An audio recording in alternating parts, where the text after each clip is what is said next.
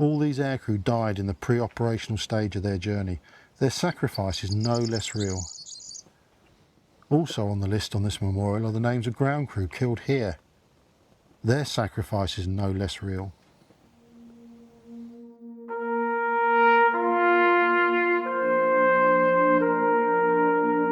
German night fighters have begun targeting RAF bomber bases directly.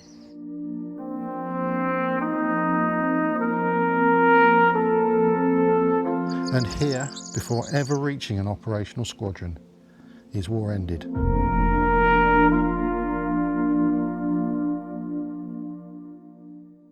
One of the least remembered aspects of Bomber Command's story is the number of airmen who never reached a frontline squadron. According to the official history of the strategic air offensive against Germany, more than 8,000 airmen were killed on non-operational duties during the Second World War, the vast majority in flying accidents while training. A further 4,000 were wounded. These are remarkable figures that remind us just how dangerous the path to becoming an operational aircrew member could be. In addition, numerous ground staff also lost their lives at training units. In recent years, it's been encouraging to see an increasing number of memorials appearing besides roads, footpaths, and in fields, places that are often quiet save for the birdsong, marking the sites where these young men lost their lives. They serve as poignant reminders that the sacrifice made by Bomber Command extended far beyond combat operations. Recently, I visited one of those places, a former Bomber Command training airfield, to reflect on these losses and to better understand the circumstances behind these sobering statistics. Images taken during this visit feature in a blog post on the Fighting High website titled "A Precious Life, His Duty Done." Today I'm standing on what was once RAF Steeple Morden, deep in the East Anglia countryside. It's peaceful now. Quiet fields, empty skies except for the larks. But 85 years ago this was a place filled with noise, urgency and danger. A few miles east is Bassingbourn. A mile or so to the southwest you can make out the spire of Ashwell Church. When we think of Bomber Command losses during the Second World War, we naturally think of operations over Germany and occupied Europe. But thousands of young airmen were killed before they ever reached an operational squadron. And today I've come here to tell the story of just a few of them. RAF Steeple Morden first served the Royal Air Force as a satellite to nearby RAF Bassingbourn, later becoming the home to various American units.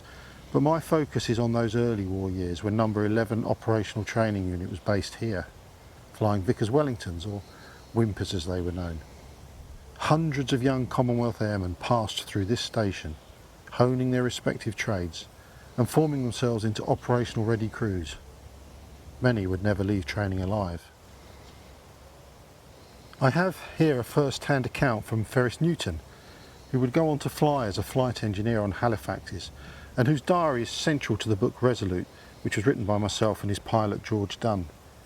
Before Ferris became aircrew, he spent some time here in 1941 serving as ground crew. When told of his posting, he wrote, "Get map out. Oh yes, near Royston. About 40 miles from London. Not too bad. Could have been the Orkneys or someplace, I suppose." Having arrived at Steeple Morden, Ferris continues. The aircraft were all Wellingtons, worked pretty hard. Bags of circuits and bumps knocked the stuffing out of the old Wimpies. Saw my first crash. Wimpy taking off on night flying, charging along the field when she burst a tyre, slewed round, went on her belly, and as she stopped, burst into flames from nose to tail. Being fabric covered, she was soon ablaze. None of the crew were saved. Wellingtons here and across all OTUs were being flown hard. Crews were inexperienced, still finding their wings, but the operational squadrons needed them. The bombing offensive was set to escalate, the demand for crews rising, and accidents became frighteningly common.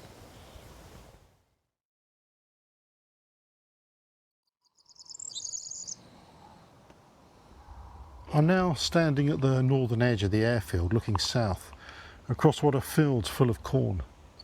Beneath my feet, the cracked concrete perimeter track, and to my right, 3 of the old airfield buildings now in farm use. Turning round, it's a few yards to walk to an orientation table displaying the layout of the airfield in the latter stages of the war. And then there's the large and eye-catching memorial with the flags flapping above. An enormous propeller dominates, commemorating when the Lightnings, Mustangs and Thunderbolts of the American Air Force roared into the sky and headed east. To the right on the memorial is a list, name after name after name of RAF personnel who were killed serving here. Just a selection of the 8,000 or so Bomber Command airmen who died in training accidents during the war. An extraordinary figure, and one still far too little is known about. All these aircrew died in the pre-operational stage of their journey. Their sacrifice is no less real. Also on the list on this memorial are the names of ground crew killed here. Their sacrifice is no less real. Running my finger down the list of names, some tell very familiar, far too familiar stories of training accidents. Australian airman Herbert Bowler was killed in April 1941 when his Wellington stalled and crashed not far from here. Canadian pilot Niall Burnett died during a night exercise only a few months later. Another Wellington lost after stalling. And then there's Frederick Houston from Ontario, Canada. He was just 21 years old. His employer described him as faithful, energetic and efficient. They added he's desirous of serving his country, and we hope his wish may be fulfilled. In July 1941, Fred and the 7 other men aboard his Wellington were killed in darkness over the Cambridgeshire countryside. One of Fred's crewmates was Australian pilot Bruce Thompson, a 24-year-old accountant from Melbourne. In December 1940, Bruce had left Australia, crossed Canada, crossed the Atlantic, and travelled literally halfway around the world to fight in a European war. And here, before ever reaching an operational squadron, his war ended. But the circumstances of their loss wasn't simply another training accident.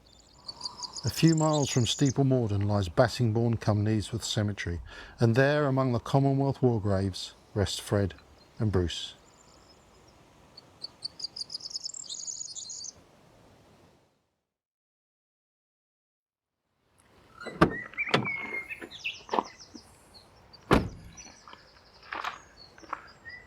As I approach the rows of Commonwealth war graves headstones here at Bassingbourn Kneesworth Cemetery, it really brings home the human reality behind the statistics.